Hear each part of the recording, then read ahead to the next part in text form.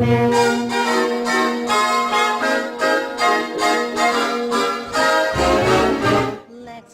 everybody, welcome to crackvinyls.com. I'm Bryan Naylor, and I'm bringing you the second edition of Vinyl Thursdays. Last week we reviewed Alexisonfire's Mass Sheet demos and the Old Crow's Young Cardinals LP, so I figured why not move in an alphabetical order this time. So this time we are going to review Bloc Party's new album, 4, which I recently just got a couple weeks ago from Sunrise, actually. I ended up seeing it there, and it was probably one of my debated vinyls that I was actually going to get. But after listening to the album, I was actually really impressed with it. We've been waiting 4 years for a new album from Bloc Party, so it was about time. They went on a brief hiatus where Kelly was doing his own like kind of electronic solo thing, and Russell was off doing his own thing, and they just decided to release this. This album was actually released in like August, but it's probably fairly new to a lot of you, but it's actually a really good album. The first single that they released off it was Octopus, which is kind of an electro-sounding, not so much a Weekend in the City like version of Bloc Party, but more or less moving back to Silent Alarm from when they first started their kind of electro raw rock sound that they had going during that. There's a lot of standout tracks on it, including Kettling, 3x3, We Are Not Good People, and of course Octopus.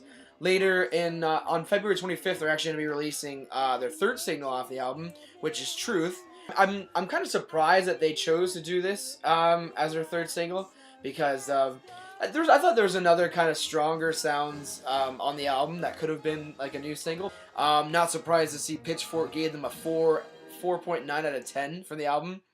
Although it did hit peak of like third best selling album in Britain at one point, which is good.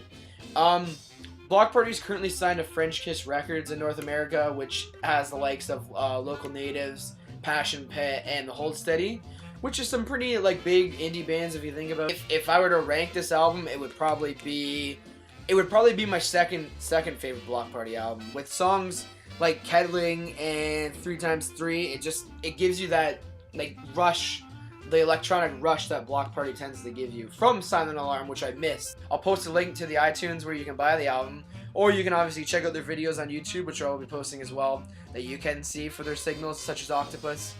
But yeah, no, I'm curious to see what type of video they'll be releasing for Truth.